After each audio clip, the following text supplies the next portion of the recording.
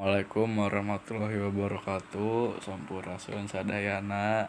Nami abdi Arfazil Mola Adri di kelas 10-5 bade ngaturkeun tentang dongeng. Apa itu dongeng? Dongeng adalah cerita atau narasi yang umumnya diturunkan secara lisan dari generasi ke generasi. Cerita ini mengandung unsur-unsur imajinatif seperti tokoh-tokoh fiksi, kejadian ajaib, atau peristiwa yang tidak mungkin terjadi dalam kenyataan. Dongeng biasanya bertujuan untuk memberikan pelajaran moral atau hiburan kepada pendengar ya. Yang kedua yang saya akan jelaskan adalah ciri-ciri dongeng. Dongeng memiliki beberapa ciri-ciri, yaitu antara lain 1. Cerita yang bersifat fiksi. Apa maksud dari cerita yang bersifat fiksi? Maksudnya adalah dongeng mengandung unsur imajinasi dan tidak selalu berhubungan dengan kenyataan. Ciri yang kedua adalah tokoh-tokoh yang fantastis.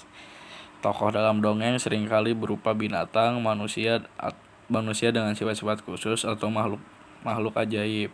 Contoh yang ketiga adalah mengandung pesan moral. Sebagian besar dongeng mengandung pelajaran hidup yang dapat diambil sebagai nilai atau etika yang baik. Contoh yang keempat adalah bersifat sederhana dan mudah dipahami. Bahasa yang digunakan dalam dongeng biasanya mudah dimengerti, terutama untuk anak-anak. Ciri yang kelima adalah lisan dan turun-temurun. Dongeng biasanya disampaikan secara lisan dari generasi ke generasi, meskipun kini banyak dongeng yang sudah ditulis dalam bentuk buku. Yang saya akan jelaskan berikutnya adalah jenis-jenis dongeng. Jenis dongeng yang pertama adalah dongeng anak.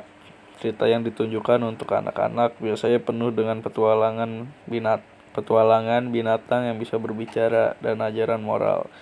Contoh dongeng anak-anak adalah Si Kancil dan Buaya. Kedua adalah dongeng rakyat. Cerita yang berkembang di kalangan masyarakat seringkali berhubungan dengan kepercayaan dan budaya setempat. Contohnya adalah Malin Kundang. Jenis yang ketiga adalah dongeng binatang. Cerita yang mengisahkan petualangan atau kehidupan binatang yang berperilaku seperti manusia. Contohnya adalah Si Kancil dan Buaya. Contoh yang keempat adalah dongeng legenda.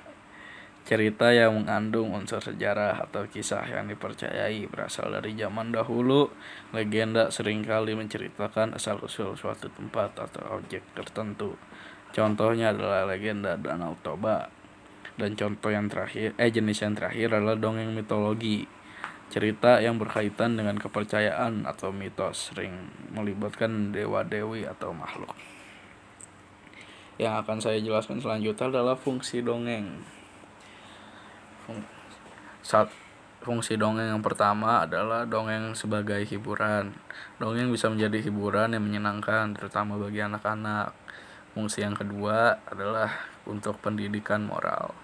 Dongeng seringkali mengajarkan nilai-nilai moral seperti kejujuran, keberanian, dan kerja keras.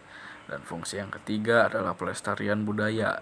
Dongeng merupakan salah satu cara untuk mempertahankan tradisi dan budaya daerah tertentu. Dan fungsi yang keempat adalah pemberian pengajaran. Dongeng memberikan pelajaran hidup melalui cerita karakter dan peristiwa yang terjadi di dalamnya. Dan fungsi yang terakhir adalah pengembangan imajinasi. Dongeng membantu mendongkrak kreativitas dan imajinasi anak-anak, terutama melalui cerita-cerita fantastis. Contoh dongeng.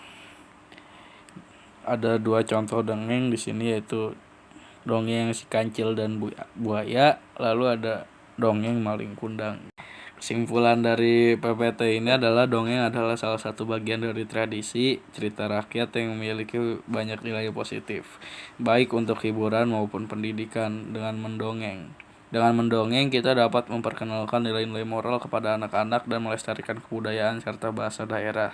Dongeng juga memperkaya imajinasi dan kreativitas anak, serta mempererat hubungan antara pendongeng dan pendengarnya. Sekian yang bisa saya jelaskan. Assalamualaikum warahmatullahi wabarakatuh.